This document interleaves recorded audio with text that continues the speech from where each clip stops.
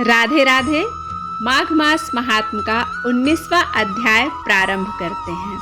कथा प्रारंभ करने से पहले आपसे रिक्वेस्ट है कि अगर आपको यह वीडियो पसंद आता है तो आप इसे लाइक करें, शेयर करें और सब्सक्राइब करना बिल्कुल ना भूलें।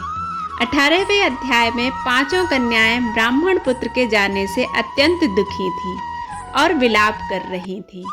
पांचों कन्याएं इस प्रकार विलाप करती हुई बहुत देर प्रतीक्षा करके अपने घर लौट गईं। जब घर में आईं तो माताओं ने कहा कि इतना विलंब तुमने क्यों कर दिया। तब कन्याओं ने कहा कि हम किन्नरियों के साथ क्रीड़ा करती हुई सरोवर पर थीं और कहने लगी कि आज हम थक गई हैं और जाकर लेट गईं। वशिष्ठ जी कहते हैं कि इस प्रकार आशय को छुपाकर वह विरह की मारी लेट गईं। उन्होंने घर में आकर किसी प्रकार की कोई क्रीड़ा नहीं की। वह रात्रि को बिल्कुल भी नहीं सोईं। उनकी यह रात्रि एक युग के समान बीती। सूर्य नारायण के उदय होते ही वह अपने आप को जीवित मानती हुई माताओं की आज्ञा लेकर गौरी पूजन करने चली गईं। वह कन्याएं वहां जाने लगीं। उसी समय ब्राह्मण भी स्नान करने के लिए सरोवर पर आया। उसके आने पर कन्याओं ने वाह वाह किया, जैसे कमलनी प्रातःकाल सूर्योदय को देखकर कहती है। उसको देखकर उनके नेत्र खुल गए और उस ब्रह्मचारी के पास वह कन्याएं चली गईं। आपस में एक दूसरे का हाथ पकड़कर चारों तरफ से उसको घेर लिया और कहने लगी कि मूर्ख, उस दिन तू भाग गया था, लेकिन आज नहीं भाग सकता। हम लोगों ने तुझको घेर लिया है। ऐसे वचन सुनकर बाहुपाश में बंधे हुए ब्राह्मण ने मुस्कुराकर कहा, तुमने जो कुछ कहा सो ठीक ही है, परंतु मैं तो अभी विद्याभ्यास और ब्रह्मचारी हूँ। गुरुकुल में मेरा विद्याभ्यास अभी पूरा नहीं हुआ है। पंडित को चाहिए कि जिस आश्रम में रहे उसके धर्म का पालन करे। इस आश्रम में मैं विवाह करना धर्म नहीं समझता। अपने व्रत का पालन करके और गुरु की आज्ञा पाकर ही विवाह कर सकता हूँ, उससे पहले नहीं कर सकता।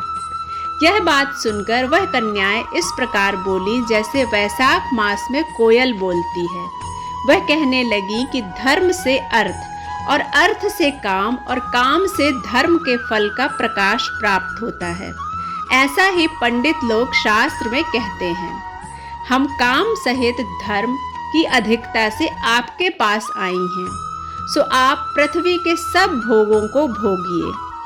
उस ब्राह्मण ने कहा कि तुम्हारा वचन सत्य है, किंतु मैं अपने व्रत को समाप्त करके ही विवाह कर सकता हूँ, पहले नहीं कर सकता।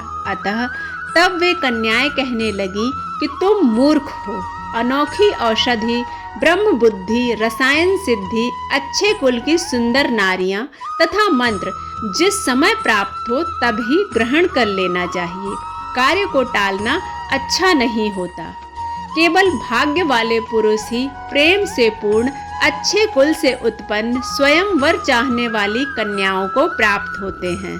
कहाँ हम अनोखी नारियां, कहाँ आप तपस्वी बालक। यह बेमेल का मेल मिलाने में विधाता की चतुराई ही है। इस कारण आप हम लोगों के साथ गंधर्व विवाह कर लें। इनके ऐसे वचन सुनकर उस धर्मात्मा ब्राह्मण ने कहा कि व्रती रहकर इस समय विवाह नहीं करूँगा, मैं स्वयं की इच्छा नहीं करता।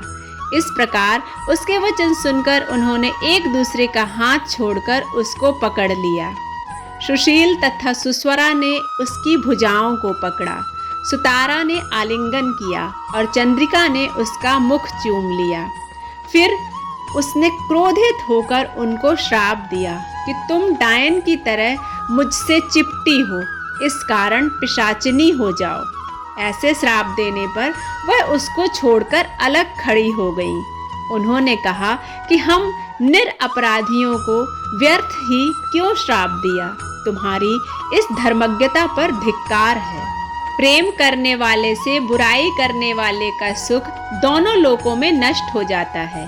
इसलिए तुम भी हम लोगों के साथ पिशाच हो जाओ। तब वे आपस के क्रोध से उस सरोवर पर पिशाच पिशाचनी हो गए। और बस पिशाच पिशाचनी कठिन शब्दों से चिल्लाते हुए अपने कर्मों को भोगने लगे। वशिष्ठ ऋषि कहने लगे कि हे राजन, इस प्रकार वह पिशाच उस सरोवर के इधर उधर फिरते रहे। बहुत समय पश्चात मुनियों में श्रेष्ठ लोमस ऋषि पौष शुक्ला चतुर्दशी को उस आक्षोद सरोवर पर स्नान करने के लिए आए। जब क्षुधा से दुखी इन पिशाचों ने उनको देखा तो उनकी हत्या करने के लिए गोल बांधकर उनको चारों तरफ से घेर लिया। वेदनिधि ब्राह्मण भी वहां पर आ गए और उन्होंने लोमश ऋषि को साष्टांग प्रणाम किया। वे पिशाच ऋषि के तेज के सामने ठहर न सके और दूर जाकर खड़े हो गए।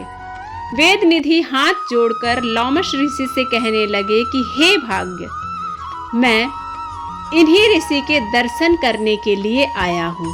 फिर उन्होंने गंधर्व कन्या और अपने पुत्र का परिचय देकर सारा वृत्तांत कह सुनाया और कहा कि हे मुनिवर, यह सब श्राप का ही फल है। यह सभी श्राप से ही मोहित होकर आपके सम्मुख खड़े हैं। आज इन बालकों का निस्तार होगा, जैसे सूर्योदय से अंधेरे का नाश होता है। वशिष्ठ जी कहने लगे कि पुत्र के दुख से दुखी हुए वेदनिधि ब्राह्मण के ऐसे वचन सुनकर लोमश ऋषि के नेत्रों में जल भर आया और वेदनिधि से कहने लगे कि मेरे प्रसाद से बालकों को शीघ्र स्मृति पैदा हो। मैं उनका धर्म कहता हूँ, जिससे इसका आपस का ज्ञान विलीन हो जाएगा। इस प्रकार से 19वां अध्याय समाप्त होता है। अगर आपको यह वीडियो अच्छा लगता है तो आप इसे लाइक करें, शेयर करें और सब्सक्राइब करना बिल्कुल ना भूलें। मिलते हैं 20वें अध्याय में, तब तक के लिए राधे राधे।